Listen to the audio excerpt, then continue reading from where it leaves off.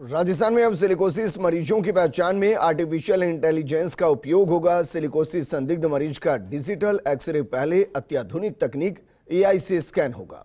इसके रिजल्ट को आधार मानकर ही चिकित्सक अपनी ओपिनियन देगा। दौसा समेत कुछ जिलों में सिलिकोसिस बीमारी के प्रमाण पत्र जारी करने की प्रक्रिया में करोड़ों के करप्शन पर फर्स्ट इंडिया न्यूज के खुलासे के बाद पूरी व्यवस्था में ही बदलाव किया गया। ये रिपोर्ट देखिए। दौसा समेत कुछ जिलों में सिलिकोसिस बीमारी के प्रमाण पत्र जारी करने की प्रक्रिया में सामने आए करोड़ों के भ्रष्टाचार ने सरकारी सिस्टम को हरकत में ला दिया है। बतौर नोडल चिकित्सा विभाग की सामाजिक न्याय अधिकारिता विभाग ने इस तरह की घटनाएं फिर ना हो, इसके लिए पूरी प्रक्रिया को आर्टिफिशियल इंटेलिजेंस बेस्ड कर दिया है।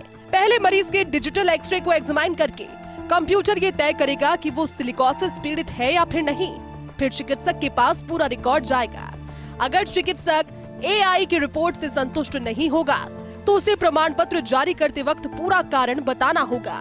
इस प्रक्रिया को 1 साल के प्रयास के बाद लागू किया गया है। दौसा में सिलिकोसिस मरीजों के आइडेंटिफिकेशन में बड़ा भ्रष्टाचार सामने आया था और उस भ्रष्टाचार के बाद में चिकित्सा विभाग और सामाजिक न्याय कल्याण विभाग जो है दोनों ने बड़ी प्रयास किए। बड़े प्रयास के बाद में मैनुअल इंटरवेंशन जो है उसको कम करने के लिए प्रयास किए गए हैं। किस तरह के प्रयास है हमारे साथ मौजूद है समीर शर्मा जी, उनसे बात करते हैं। सर, क्या प्रयास है और सर किस तरह का ये मामला सामने आया था, क्योंकि फर्स्ट इंडिया ने प्रमुखता से उठाया भी था इस पूरे मामले को कि सिलिकोसिस मरीजों को किस तरह से उनके आइडेंटिफिकेशन में करप्शन किया गया है। सर, क्या मामला था और क्या अब ऐसा नवाचार किया गया जिससे कि ये जो दिक्कतें आ रही है बीच में, या फिर जो कह सकते हैं कि लोगों का इंटरवेंशन है वो कम हो सकता है? सर देखिए, सिलिकोसिस योजना के अंतर्गत राज्य सरकार द्वारा जो व्यक्ति पीड़ित होता है उसको एक राशि दी जाती है जिससे कि अपना वो जीवन यापन कर सके और अपना इलाज करा सके। दौसा जिले में इस तरह की चीज़ ध्यान में आई हमारे विभाग के कि पूरे राजस्थान में जितने केसेस अपील में जा रहे थे, जैसे पूरे राजस्थान में 6000 केसेस थी जिनमें अपील हुई, तो उसमें से 2800 केसेस यानी कि लगभग 46% वो दौसा जिले से थे। इससे हमें अलार्म रेज हुआ कि वहाँ कुछ गड़बड़ी है कि क्यों इतनी ज़्यादा मात्रा में केसेस हैं वहाँ अपील में अप्रूव हो रहे हैं। नॉर्मली अपील में अप्रूवल का रेट करीब 5% होता है। तो जो लोग अपील करते हैं, 100 लोग अपील करते हैं, उसमें 5 की तो अपील स्वीकृत होती है, बाकी की नहीं हो पाती। पर दौसा में ये पाया गया कि जो लोग अप्लाई कर रहे थे उसमें से 98% का अप्रूवल हो रहा था। तो ये बहुत हमारे लिए गंभीर स्थिति थी और हमने तत्काल चिकित्सा एवं स्वास्थ्य विभाग को पत्र भी लिखा और मैंने इमीडिएटली वहाँ के जो अतिरिक्त मुख्य सचिव हैं उनको मीटिंग करके अवगत भी कराया, उनको सारे एक्सरेज भी दिखाया कि इस तरह के जो नॉर्मल एक्सरेज हैं उनको जो डॉक्टर्स का बोर्ड है वो एबनॉर्मल बता के उसमें सिलिकोसिस बता करके और उनको जो राशि है वो वितरित की जा रही है। ये भी विभाग ने पकड़ा कि जो सिलिकोसिस का एक पेशेंट था, तो जिनको सिलिकोसिस नहीं था उस एक्सरे का उनके लिए उपयोग किया गया। एक ही एक्सरे को 4 मरीजों के लिए, एक ही एक्सरे को 6 लोगों के लिए लगाया गया जिससे कि उनको ये दिखाया जा सके कि इनको सिलिकोसिस है और उनको राशि दी जाएगी।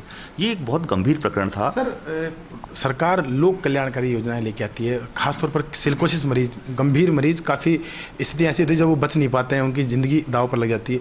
ऐसे मरीजों के साथ धोखाधड़ी होना या ऐसे मरीज नहीं होकर के उस योजना का फ़ायदा उठाना, अब इसको कहीं ना कहीं रोका जाए, उसके लिए क्या प्रयास किए गए हैं? कुछ नया तकनीकी आपने दोनों तीनों तरह से कवायद की गई है, तो किस तरह की कवायद असर ये और उस कवायद का फ़ायदा क्या हो पाएगा? सर देखिए, यह प्रकरण सामने आने के बाद चिकित्सा एवं स्वास्थ्य विभाग के साथ एक बड़ी मीटिंग हुई है और हमने उनसे 2 चीज़ों के लिए रिक्वेस्ट किया है कि एक तो जो भी पेशेंट वहाँ आ रहे हैं तो वो बायोमेट्रिक से अपनी उपस्थिति दर्ज करे, आधार आइडेंटिटी अपनी एस्टेब्लिश करे, उसके बाद ही उसमें आगे की कार्रवाई हो।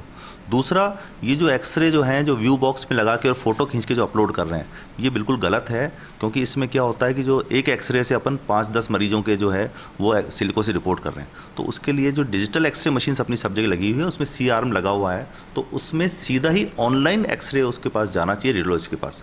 इसमें अब विभाग 2 तक, क्योंकि इसका पूरा पोर्टल है, उसका पूरा मेंटेनेंस सामाजिक न्याय अधिकारिता विभाग द्वारा किया जाता है। सिलिकोसिस प्रमाण पत्र जारी करने में सामने आया करोड़ों का करप्शन सिर्फ दौसा जिले तक सीमित नहीं है।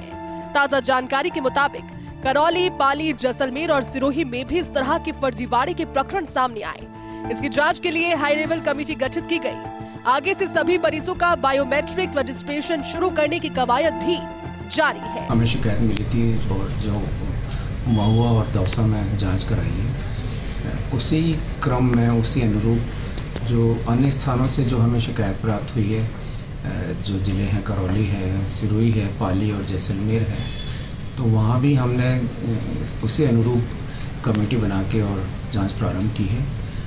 और एक ये जो इसमें ह्यूमन इंटरफेरेंस है, जो गलत एक्सरे अपलोड होने के कारण जो गड़बड़ की संभावना रहती है, उसको पूर्ण रूप से समाप्त करने के लिए, चूँकि इसमें चिकित्सा स्वास्थ्य और सामाजिक न्याय एवं अधिकारिता विभाग मिलकर कार्य करते हैं, तो सामाजिक न्याय एवं अधिकारिता विभाग के द्वारा एक AI बेस्ड टूल इसमें प्रयोग में लेना प्रारंभ किया गया है, तो जिससे कि रेडियोलॉजिस्ट को सहयोग मिलेगा और गड़बड़ी की संभावना काफी कम। सिलिकोसिस प्रमाण पत्रों में हुए करोड़ों के भ्रष्टाचार के बाद भले ही विभाग ने आगे ऐसी गतिविधियों को रोकने के लिए फुल प्रूफ प्लान बना लिया हो, लेकिन पहले जिन लोगों ने गड़बड़ी करके करोड़ों का भुगतान उठा लिया, उनसे रिकवरी को लेकर कोई सख्त एक्शन नजर नहीं आ रहा। ऐसे में अब देखना ये होगा कि इस दिशा में भी आगे क्या कदम उठाए जाते हैं, ताकि बीमारी की आड़ में भ्रष्टाचार करने वालों को सबक मिल सके। फर्स्ट इंडिया न्यूज के लिए विकास शर्मा की रिपोर्ट।